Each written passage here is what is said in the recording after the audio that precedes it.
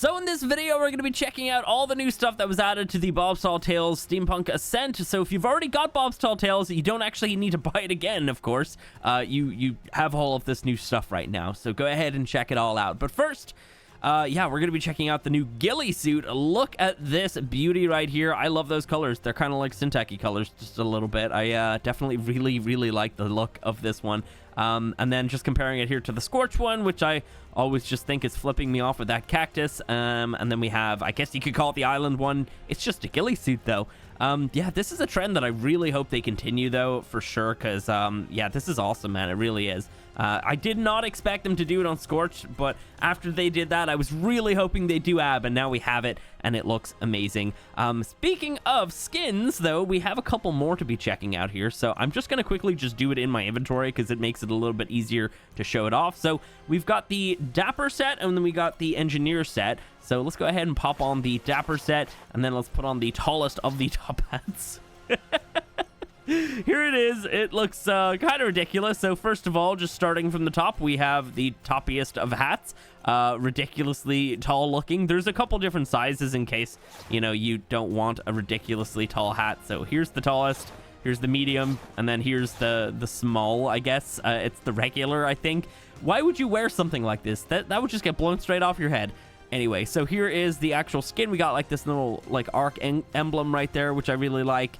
Lots of nice detail here, a little pocket watch, and then the fancy shoes, man. Yeah, definitely. This is definitely a Dapper set for sure. And here is the back, fairly plain in terms of detail on the chest, but yeah, I've definitely liked that. It's really cool looking. Let's go ahead and just reset that view, and let's put on the Engineer set now.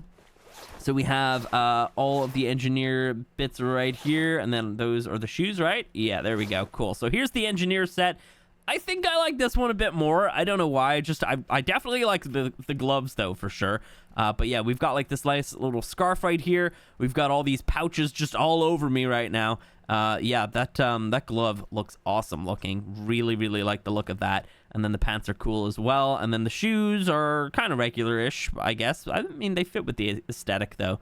But yeah, it looks awesome. Here is the back. And yeah, that's the whole thing. Of course, these are paintable as well, in case you want to paint it up and make it look like your own. But yeah, let's just check out some of the other hats here. So we got the beret, which goes very well with that little scarf that we have. Pretty nice. We have the boater hat, which is yeah, it's pretty cool looking.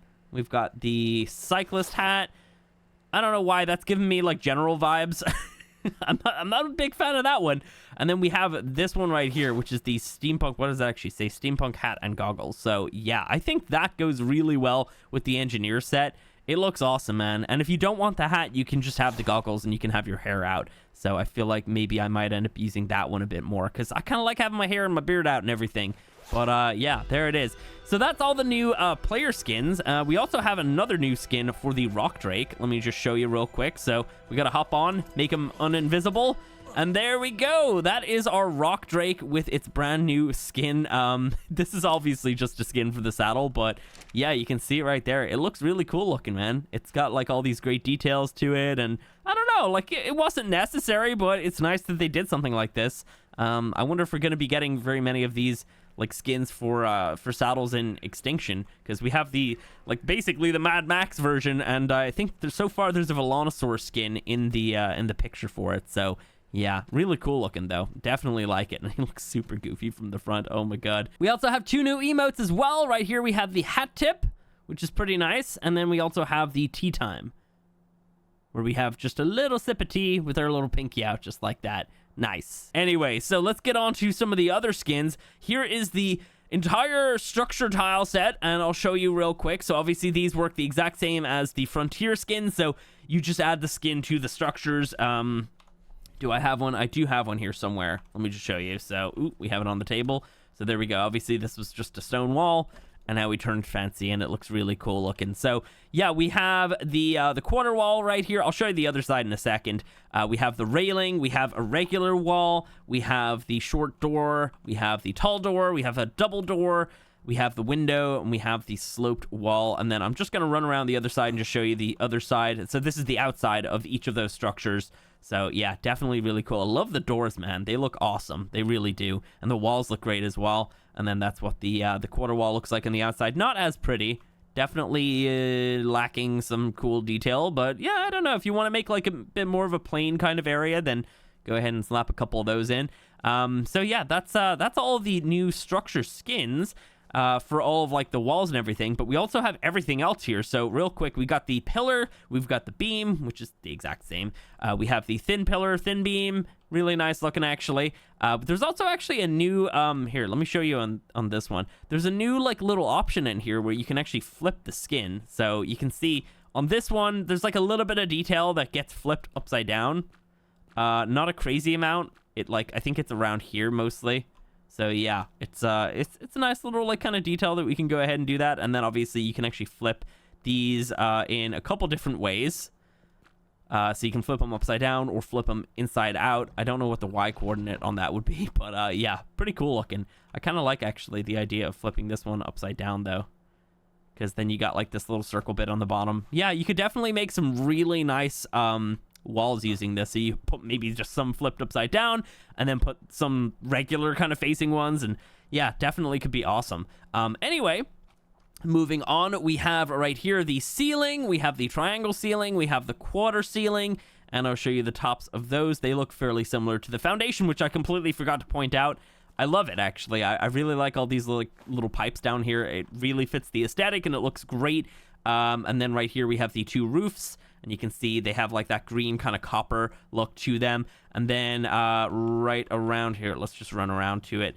Right around here we have the stairs, and then we have the ramp. And the ramp got a crazy cool model, man. I like this. This looks amazing. It's even got like this little window right here. One thing some people might actually be asking is there any sort of version of this with that as like clear glass right there like we had on the scorched one? And I can tell you right now, there is not, unfortunately. I was kind of hoping that there would be, but yeah, in case you don't know what I'm talking about, one sec. So on the Frontier skins, we had this, where you can just put the glass onto there instead of the regular wood, and it will give you a little window. There is no version of that in this, unfortunately. So yeah, that definitely sucks. And then obviously as well, we have the kind of like circular stairs or whatever. It's nice. It works the exact same as these stairs right here. It looks the exact same and everything. So cool.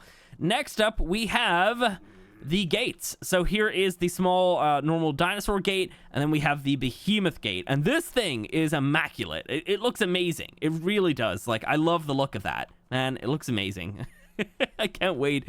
Can't wait to just have one of these gates. I don't even know if I want to build a gigantic base. I just want one of these gates nearby because they are awesome looking. But yeah, the aesthetics in this pack are really cool. One thing though, I do kind of feel like some of the structures, they don't really look like they fit super well together. The pillars are kind of bugging me just a little, and I don't know if I'm gonna love using the pillars with everything else here, because all this stuff sticks out really far, so you'd probably want a pillar going down there, but I don't know if the pillars fit the aesthetic of this stuff on the outside. You know, they definitely fit the aesthetic on the inside, but yeah, I don't know. Very, very strange. Okay, so I just realized I actually missed a couple of the structures. So right here we have the quarter foundation, we have the triangle foundation, and then up here we have the behemoth cellar door. We have the regular one. Obviously these guys open up. They look pretty cool on both sides. Not as cool as the gateways though. And then right here we have the small like trapdoor. And then right here we have the small cellar door. So yeah, completely missed those guys somehow. So next up we have the furniture, and it's pretty much just a table and chairs. There's not like actual furniture pieces. These are simply just you know, wooden chairs with the skin added on. So yeah, you can essentially just add that on and make them look fancy. But there is one more thing. We have the new lights. So there's 4 different variants. Again, we have the kind of like the ground standing lamp right here, which looks pretty cool. We should probably actually do this over here so they're going to be powered. Let's see. Let's pop them down right here. So we have that one, and let's turn that one on. It gives a good amount of light, actually. I definitely have to say it definitely lights up very, very well. Looks pretty cool as well, actually. And then next up we have this is like one that can go on the ceiling or walls or ground or anything, really. So there we go. Power that guy on. Let's turn this guy off. Same kind of lighting, to be honest. And then we have the wall steam lights. Let's power that guy on. pretty cool. Yeah, I like that. It definitely looks like we could probably fit those on the outside and make them blend in kind of nice as well, actually. And then last but not least, we have, I wanted to do it on this desk, but it's not going to be powered. So we'll have to do it over here. This is a little desk lamp, and this is my favorite. Look at this. It's one of those guys. It looks awesome, man. Yeah, I really like that, actually. It's really, really cool. So that is it for all of the skins. That's just some part of this whole update. We have a lot of other new things to be checking out as well. So one thing to note is if you come into your engrams and click Bob's Tall Tales, you can see everything together. So it's all the Frontier skins combined with all of the Steampunk skins. And the first one that you get actually starts out here at level 48. So yeah, you got to be kind of higher level to get some of this stuff, man. And it goes a lot higher as well, actually. So yeah, I'll just kind of show off some of them here and just show off the crafting cost as well. We're not going to spend too much time on this. Just going to quickly breeze right by. Got the goo gun. I'm excited to check that one out. Tinkering desk. We've got the industrial preserving bin. The gene storage. We have the gene scanner. We have the new little like robot butler, which sounds amazing. Super excited to be checking him out. The Embryo incubator. There's a lot of really OP stuff in this, man. It's I don't know, we're getting very pay to win here, and you'll see why in a couple minutes. The Steam Forge is really cool, actually. That's definitely an awesome thing. Super excited to be checking that guy out, actually. We have the Stopwatch, linked storage box, and then finally the Tesla coil at 103. So yeah, very high tier stuff here. Let's quickly start out here with the linked storage box. So I've already set a couple of these up. So first of all, to actually use these, you need to place them down. They need 5 minutes to power up. They either need to be powered with a generator, or you can put batteries inside of them. And speaking of batteries, let me go grab some. Oh, one more thing I actually did want to mention. You can't add a glide suit with these skins. It's so stupid. I don't understand why. Like, I get this is also a skin, but oh boy, come on now. You add these cool skins, we're gonna want to glide with them, and now we can't. So yeah, essentially your new gliding experience will be this. I mean, like, it works. The shirt, you know, it could be taken away and everything else still works and it looks cool, but I don't know, man. I definitely would have appreciated them to figure out some other way of doing that. So what we have anyway is we have the linked storage box, and we have put some metal into here, and I've got another one way over here, and you'll see that we've also got the metal in here as well. So let's go ahead and take out half, and you'll see over here it gets updated. There we go. Boom. So basically, an easy way of explaining this is it's kind of like an ender chest. You know, all you need is to just have, I guess, one of them placed down, and then you can share that inventory with any other amount of them. They've got 50 slots inside of them, and obviously weight doesn't matter at all. So yeah, it's really cool, man. I definitely really like that. So I've actually set up another one. Where did I place it? I placed it over here somewhere. Yeah, here it is right here. So in case you don't actually, oh, by the way, they do need to be placed down onto foundations. So yeah, definitely make sure that if you're gonna want to be using these to their full effect, you're gonna want a foundation with you. So what you can actually do is you could carry around one of these guys and a foundation, and then you can power it with the batteries. So we've just powered that guy up. It's going to take 5 minutes to be ready to actually put things inside of it. But after that 5 minutes, we're going to be able to share that inventory with our base. So what we could do is we could just add in everything that we've collected out on our metal run or whatever, add that all in, and then once that's in there, we can pick this back up, and we're not going to have to deal with anything, really. We could just like go back to our base, and our metal's already there, preferably beside your new forge, which we will be checking out in a minute here. So that is the linked storage box. Definitely a really nice addition. It seems very, I don't know if it's pay to win, because it's like, it's a really useful thing, but at the same time, I feel like I kind of would prefer everybody to just have access to that. But anyway, next up we have the clock, which unfortunately I can't properly show you, because I guess I activated this at some point yesterday, and when I went to do it again, it said 7 hours. So I was like, okay, I think it might be 24 hours between uses, but when you use this, essentially what it does is it sends out a bit of a pulse that speeds up crafting and all other kind of functions. So let's say you have your forge smelting up some metal. we can go ahead and, you know, just hit craft on that. It's not going to do anything, unfortunately. I was going to show you a whole presentation. It was going to be amazing. But what it would do is it would just speed up these kind of processes where you're crafting things and you're doing like metals being smelted and all that other stuff. So yeah, a little bit disappointing that I can't show you that again. There is some sort of hard set limit on this, because I even picked it up and replaced it and then placed a different one completely as well. And yeah, it did not reset it at all. But yeah, it's pretty cool. It actually shows on the outside as well, so it sticks right through the wall. So you're probably going to want to face this outwards on your base, because it would look a lot cooler. But yeah, it looks really awesome. Next up, we have the tinkering desk. Before this, I'm going to quickly just jump over to the library storage, because this is also kind of a game changer. So inside of here, I've just got a bunch of blueprints, which we'll be using here in a minute. But what we can do with the library storage is we can actually connect this to structures within a very, very large range. Let me show you. So anything within this range, like if I place a smithy all the way out here at the very edge, we could essentially get the blueprints that we have inside of our thingy there inside of those structures. So smithy, fabricator, whatever you want, you can actually go ahead and just hold down E, and you just basically come and add a connection to whatever your library is going to be called. So right here, I've just added in the engrams from my library. So all my blueprints are going to be available in here, no matter what you have inside of there. I think it's still got 100 slots though, right? I think it's, yeah, 100 slots. So essentially what you could do is you could just have all of your blueprints just kind of appear in here, and you can probably even connect it to multiple ones as well. I don't believe that there's just one connection. So yeah, let's just go ahead and remove that. We could actually even name that one. So let's say we have a bunch of these around the base. We can have this one called weapons, and we can just come in here and we can be like, okay, well, I want to start crafting my new long rifle blueprint or whatever. And I just go ahead and add that in, and boom, there we go. We got it all in here. So yeah, definitely a really nice thing as well. It means that, you know, in PvP, you could probably hide your blueprints a lot easier. You could hide it really, really well, and then all of your structures have access to those blueprints, but you can't pull the blueprints out of those structures. You got to pull them out of here. So yeah, definitely really cool.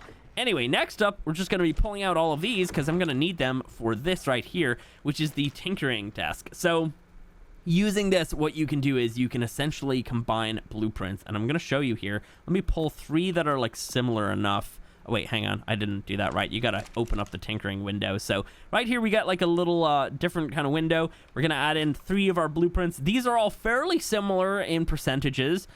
Maybe not so much in the actual durability. I'm just mostly looking at the weapon damage. So what this does is it pretty much takes the average between all 3 of your blueprints and combines them together, and you have a chance to get plus 20% on top of that, but you also have a chance to get as low as 50% of that average. So yeah, it's kind of a gamble. You know, if you've got really good blueprints, I would not bother doing this. This would be a bad idea. But if you've got a bunch of like mid blueprints, you can go ahead and just add them in here and combine them together. It does not take long at all. Just go ahead and do that super quick like this, and boom. So unfortunately, we did get a lesser blueprint right here. So you can see, you know, like it's a real gamble. I would not put a good blueprint in here, but if you got a bunch of like random ones that are all kind of around the same percentages and everything, then you could probably go ahead and do that, because it does take an average. So if you put in 2 high ones and a really low one, your average is going to be somewhere in the middle. So that's stupid. You'd want to put in 3 high ones, or, you know, 3 really low ones or whatever. So yeah, let's just do that a couple more times here. These are kind of somewhat similar in terms of percentages, not crazy similar. Actually, this one's a little bit closer, and I'm mostly, again, looking at the weapon damage. The durability also affected as well. In fact, if you actually drop a blueprint onto the ground, you can actually see what its value is right there. So you can see, yeah, item rating. So this is a 6.47. Let's just go ahead and drop down another one. So you probably want to be looking at that. You want to get that item rating a little bit closer to each other. So those are actually not too far away from each other. But let's drop down this one right here. This one's got this is like 9.62. So yeah, you definitely, you probably want to be checking that instead of their actual percentages that you see inside of here. So let's go ahead and let's do an unstable combine. So an unstable combine puts them all together, but gives you an actual average between all of them, but you have a 25% chance of actually succeeding to combine them. So I don't really see the benefit of doing this one, but we're going to go ahead and just do it anyway. We might end up losing our blueprint here. Oh, no, we did actually get it. Nice. Okay, so I can't actually remember the percentages on those. I think that they were all close to like 200, so we didn't get a very good one, unfortunately. But again, it's all about that item rating, I would say, instead of these actual percentages in here. Let's just do another one just for the sake of it. Can't add them in for some reason. There we go. Okay, yeah. Let's just add in like 3 of them there, do another stable combine, see if we get something better. 174 was the highest. And yeah, we didn't get a good one at all. So, I mean, it's a cool little thing if you want to get rid of a bunch of blueprints, but all in all, I don't really see a crazy benefit from using it. You could slowly build up bad blueprints and make better ones and then combine those and try to get it to be a really good one, or you could just hit up more drops and you'll probably end up getting some better blueprints in the long run anyway. So yeah, that is the tinkering desk. I gotta say, just in general, having this in your base, it looks cool. It definitely looks awesome. I really like it. Next up, we have the industrial preserving bin, which is kind of just like an upgraded version of the fridge, actually. So let's just go ahead and show you this real quick. So this can be powered, by the way, using either gasoline inside of it or if you have a generator nearby. So yeah, we've got our cooked lamb in here. It's got 7 days inside of here, right? Let's go ahead and check out the fridge. It's only got 4 days. Well, I have 4.5 days in here. But the fridge actually does have more slots. The fridge has got 80. This thing has only got 70. And then just for comparison, I want to just grab these out because I want to use those in a second. But inside of a preserving bin, we've only got like 10 hours. So, or basically 11, I guess. So yeah, we can actually add in our preserving salt to increase those timers. So we can get up to 14 days on something here. That's obviously great.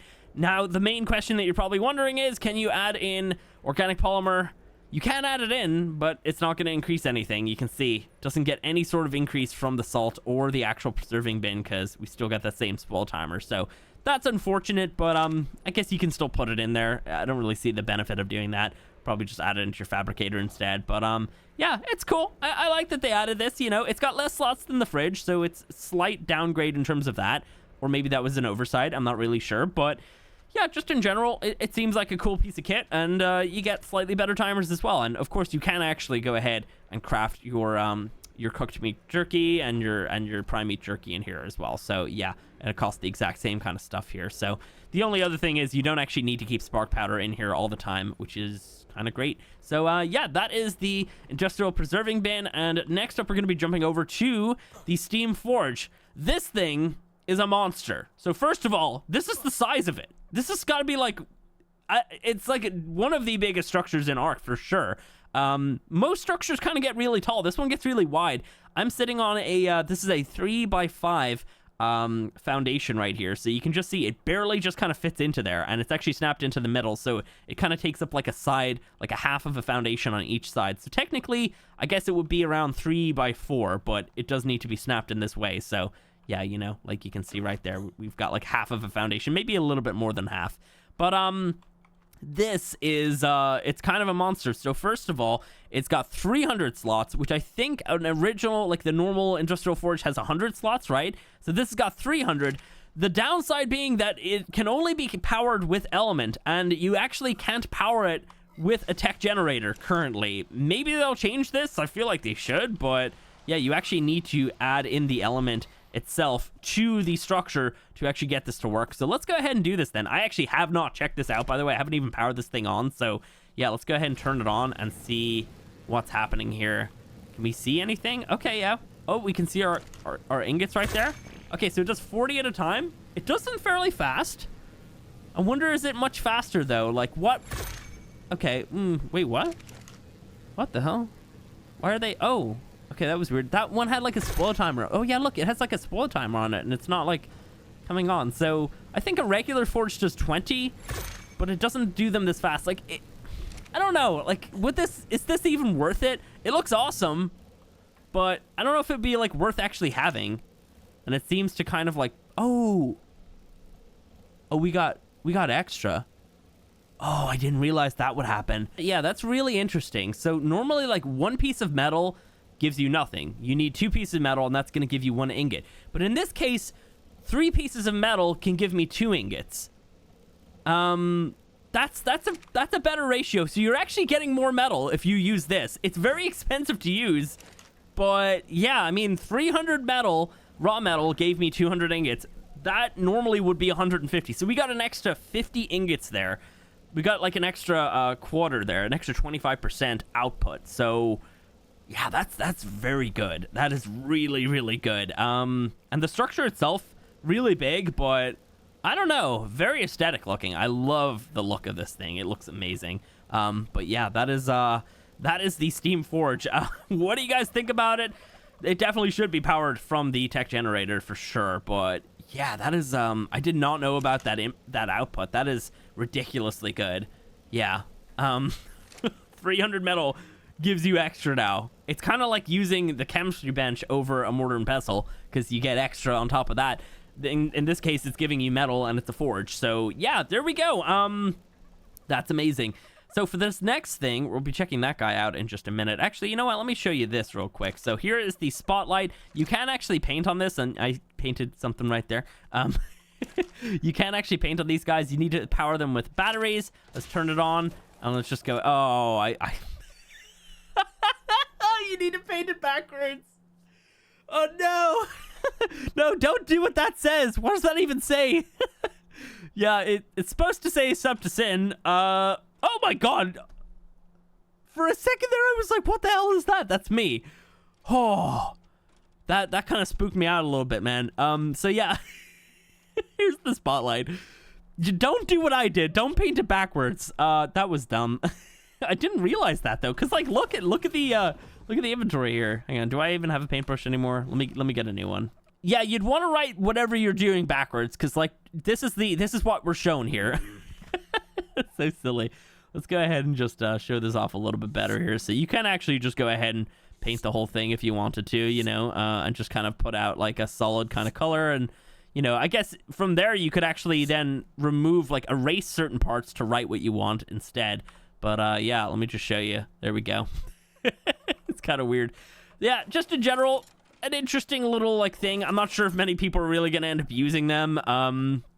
I guess if you're wanting to be raided, you could put this out and put it up and say raid me or something. I don't know, you can put out messages or something to your tribe mates and everything. I'll probably troll my friends with this, to be honest, but yeah, that's pretty funny. I cannot believe that I messed up with it though.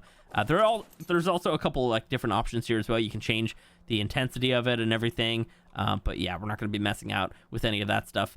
One thing I want to do over here real quick is just set you to breeding, because we have a doozy to be showing off here in just 1 second. So yeah, let me actually get this this little pair completely bred. So the next thing is what is this called? The gene scanner, right? They've added something really big in here that should not be inside of a paid pack. That's just what I want to say straight off the bat. So using this gene scanner, you can come up to any wild creature and you can see one of their gene traits. There's a lot of different traits there. So we had aggressive, stamina, robust. We have mutable food. That means that, you know, if I got that trait, I would have more of a chance of mutating food if I was to breed with that thing. We have another mutable food. We have food frail, oxygen frail. So yeah, basically, all of these traits can be combined and given to a creature. So yeah, there's a lot to it here. Another thing that you can do with it that I want to quickly just do before this baby pops out is, first of all, you can actually come up and you can see what the embryo is inside of a mammal. So obviously when mammals breed, they don't drop eggs. They, you know, grow the baby inside of them, and you can actually see right there if it's gonna be mutated. You can see its stat points and everything, and what you can do is you can go ahead and just stab the bear, and you can actually extract the embryo. So right now what we have, we have it right inside of here. We have the bear embryo as kind of like an egg, essentially. So what I've got over here is I've got the this is the embryo incubator, and it works the exact same like the incubator from Genesis Part 2, the egg incubator. The only difference is when the eggs are inside of there, you can't actually have like a readout. Oh, you do. Oh, I wasn't getting that earlier. Oh, there we go. Okay, so hang on. Where's so this is number 3. Where's the rest of them? Are they starting down here? Oh, I wasn't getting this readout earlier, but that's a lot better. So yeah, basically we can see what all these bears are, and a couple of them here already. So you can turn mammals into eggs, which is a lot more convenient, because just in general, when you're actually breeding out live babies is can get very, very messy. But if you breed out a bunch of eggs this way, it makes it a lot easier. So let's go ahead and we can just go ahead and hatch that. So we've got little baby Darbear right in front of here. Let's go ahead and pick you up. It actually has no gene traits at all. Interesting. Maybe that's because it's bred. I would imagine that's probably a thing. Let me actually just confirm that. Let's hatch up this other one right here. We'll talk about the gene traits in just 1 second, because there's a lot to it. It's going to be a complicated system. I can't get that other one. Hang on, let me get this little guy on follow. Is he coming? Yeah, there we go. Okay, cool. Let's try and claim this other one then. No traits. So yeah, I guess bred creatures don't have traits at all. So yeah, what we could do is we can pull out the baby, make it into an egg, and you know, if it's mutated, then we can go ahead and just have it in here and hatch it whenever we want. It incubates down and everything. And obviously, if you are using this on underwater creatures, you're gonna need to, you know, do this underwater. You're gonna need to put this whole thing underwater. So yeah, it does get powered by a normal generator as well, by the way. And yeah, let's talk about the actual genes though, because that's a little bit more of an exciting thing. So first of all, let's just check out our bears over here. What did these guys have? This one right here is protective. Let's just go ahead and take the gene. So let's just go ahead and remove that. It removes it completely from the creature. So now this creature has no gene trait. Let's go ahead and remove this one as well. So we can store up to 10 inside of this little scanner, but we can actually go ahead and add those into the gene storage over here and kind of like bank a bunch of these different genes that we have. So how do we actually do that then? Let's see. So yeah, we can just do it like this. And there we go. So now we've got 2 of them. So just as a bit of a an explainer here. So oxygen robust. This creature has robust oxygen gene, and its offspring will likely inherit the higher of the parent's oxygen stats. So basically, obviously oxygen's not a super good stat to have, or I guess gene to have for this, but let's say that was melee robust. That would mean that if I breed my creatures together, if I'm having trouble actually getting the higher melee into the baby so I can make like a perfect baby and then, you know, eventually do some proper mutations and stuff with that, I can use this and I could basically increase the odds of me doing that. So that's great. Right here we have protective. Let's see. So this creature is fiercely protective of its rider even after they're no longer riding it. So I guess, yeah, I'm not exactly sure of how this actually works. It might just be a bit of like a throwaway one, but I guess maybe it just means that it maybe deals more damage when it's not ridden, I guess. I don't really know. We're going to have to do a lot of research into all this stuff. There's a lot to it. There really is. So let's just go over here and we'll start extracting some of these genes from all these dodos here. Let's go ahead and just take that one. Aggressive. What does aggressive do? This creature gets faster when attacking. Cool. All right. That's actually kind of insane. Now, here's the... Oh, that's stamina robust. So we're not actually going to grab that one. We're going to try and take some of the weird ones here. So here's a good one, actually. So mutable food. This creature's food stat is highly mutable, which means that, you know, if I have this on a parent, when it's breeding, we're going to have higher chance of actually getting mutations. So yeah, that's pretty cool. Let's go ahead and grab that. We've got another mutable food. That's a good thing because we can actually combine these to make a higher version of this trait. And we've also got food frail. What does this do? I believe this is probably... Yeah, it's going to inherit the parent's lower food stats. So in some cases, this could be really useful if you want to avoid the level cap. You know, when you're breeding out your creatures, you could probably go ahead and pop this one on, so then you get a lower food stat. So you could maybe tame up like a level like 5 or whatever like that, and go ahead and just you could just kind of like breed that in and quickly and easily get that lower food stat, which would mean that, you know, you're going to have stat points available for other stats and you're not going to hit 450 as soon. Probably not the best explainer. I'm definitely thinking of doing like a full-on explainer video for this right here. What does this do? Desert bearing. Reduces the weight of scorched earth items. Oh, that's amazing. That's really cool. So yeah, let's go ahead and just grab a bunch of these anyway. Another mutable food. That's our third one, man. Okay, let's combine all those after. Don't really like the menu too much. It's kind of a bit annoying. Let's see. We got another desert bearing one here. Melee robust, so that means that it would have a high melee, or it would pull the high melee even food robust, mutable stamina, mutable oxygen. Okay, so let's go ahead and just take a couple of these over here.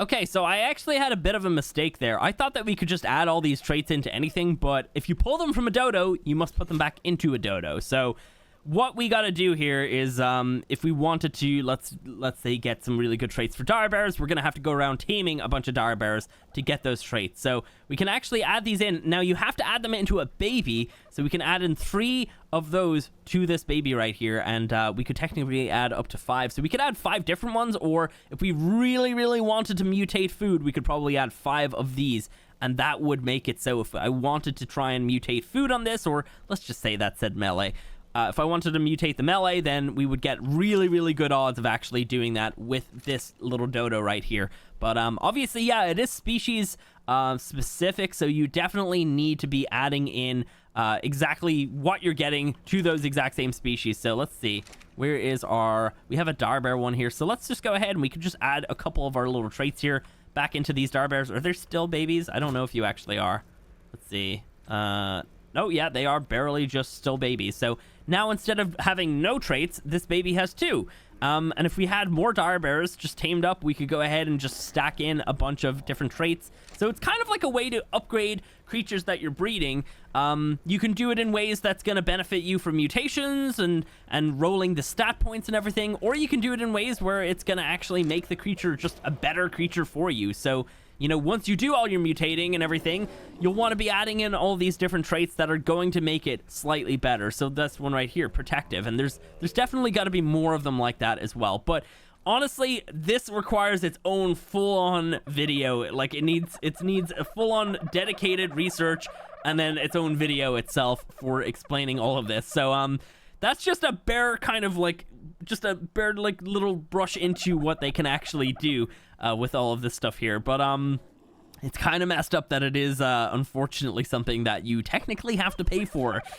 Not super thrilled about that one myself, I have to say. Here's the Tesla coil. It's powered on and it requires crystal to actually use as its ammo, and it's got a couple different options right here. So first of all, let's see, where exactly are they? Yeah, so we have 3 different attacks. So we have volatile, we have bright, and then we have charge. So the charge obviously is going to affect reapers and nameless, so you could pop one of these guys down outside of your base, and if any of those guys come near you, they're going to get charged up and you're going to be able to easily harm them. But yeah, let's just show for the example here. This guy is on passive. Let me go ahead and just unclaim him, so it should start attacking him, right? Maybe it needs to specifically, oh yeah, there we go. So you can see right there, it's actually charging him. Let's go ahead and check out some of those other attacks of volatile. So it kind of changes it a little bit. Ooh. So I think he still has some of the charge attack. Yeah, there we go. So now he's getting attacked by the volatile one. And then let's see. Let's go to bright. Here we go. What's that going to do? Oh, there we go. Okay. So exactly what these things do, I don't know. We'll find out as we go. But yeah, you can see it's gonna pretty much, it's like an AoE turret essentially. Let me see, is there a range? There's got to be a range here somewhere. I don't know if there is a range that we can see. Yeah, it doesn't really look like it, but we can increase the range, of course, and we can kind of choose what it targets as well. So you could just have some of these things outside of your base just attacking wild creatures if they come anywhere near you, or you could have it attacking different people, like other players and everything. So yeah, lots of different options there. But what exactly it does, I have no idea. I'd love to tell you, but I'd need another person here with me to fully understand it. So yeah, anyway, that's gonna be pretty much it for all of the Bob's Tall Tales Steampunk Ascent things, besides this last thing right here that I completely forgot about. So we have one more thing to be showing off here, which is your survivor mate. It's kind of a weird name, so it's Sir Fiver Mate. So basically survivor mate. Definitely really really creative name there, Wildcard. Here we go. Let's go ahead and just place him away from that wall. He actually went to sleep when I wasn't interacting with him. So this is going to be your little robot friend. You can have him do a lot of different things.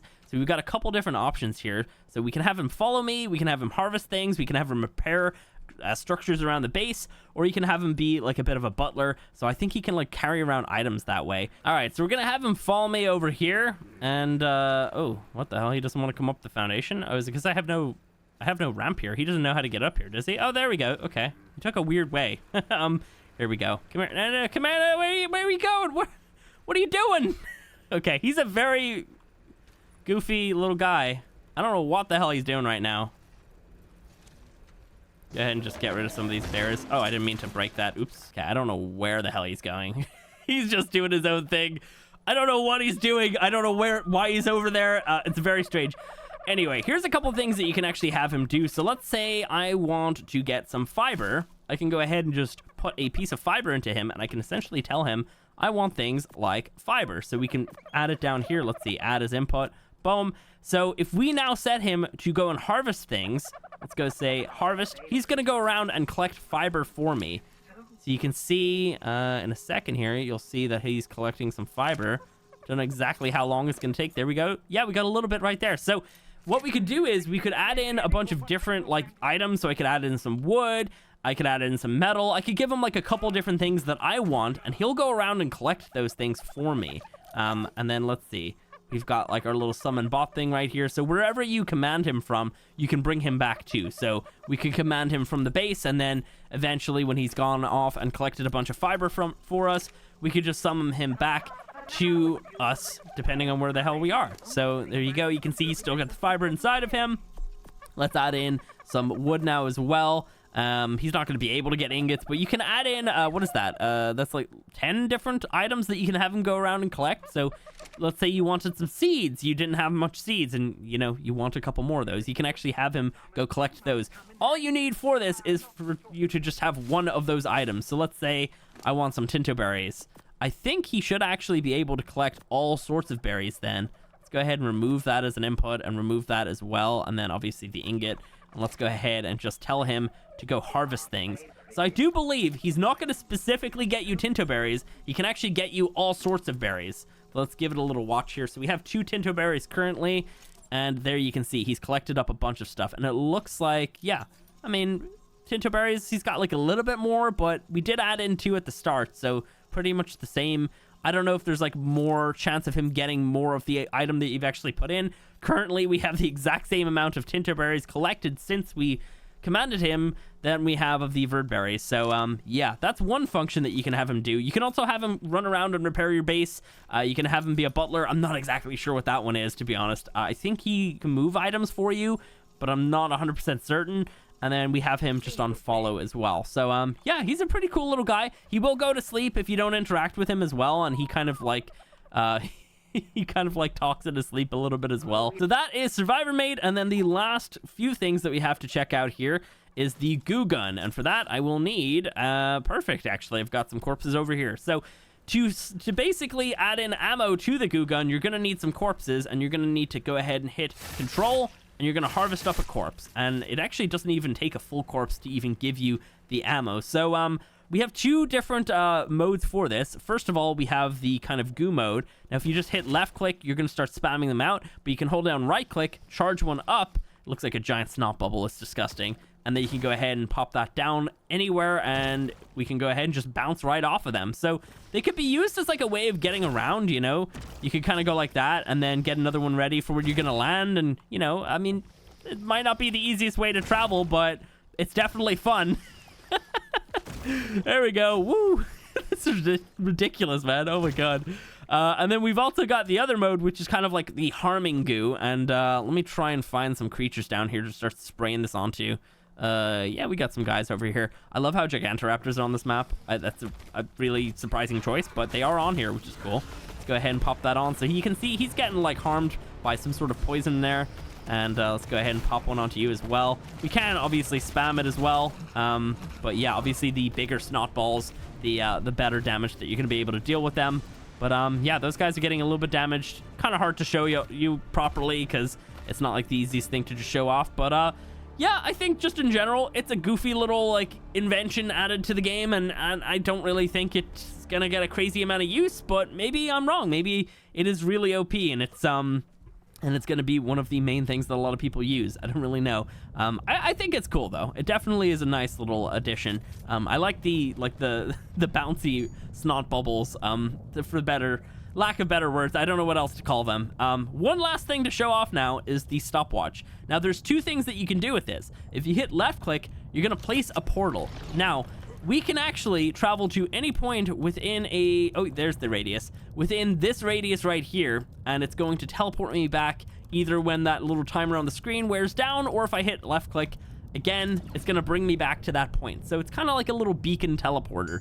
Now, there is a cooldown of like, what is that? Like 3 minutes then, 180 seconds. So let's go ahead and just skip ahead forward. Okay, we're getting close. So the other function that you can do with it is it basically will rewind time just a little bit. So let's say you do something stupid. You fall off of something, or you want to like run into an area and you make a mistake and you run into a bad creature. You can pull out your stopwatch and actually reverse time. So let's start from like, maybe like over here, and let's go ahead and just jump off of here.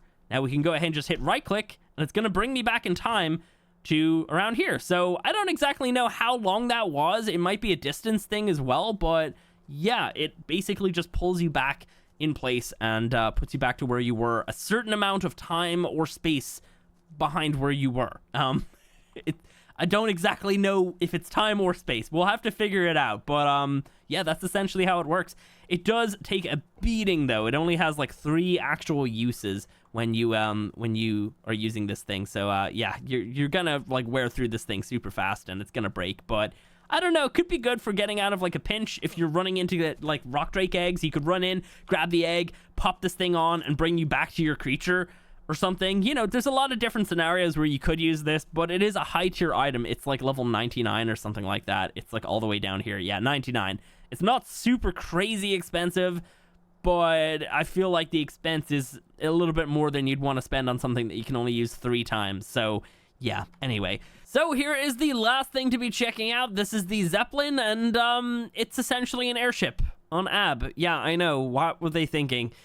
Yeah, so this is going to be your only way of actually flying around Ab, unless you have some sort of like crazy server where you allow flyers. Yeah, I don't know if Ab needed this, but it's in the pack. It's in there. It's essentially like a primitive version of a skiff, if you want to kind of like try and draw like a comparison between this and something else from the past.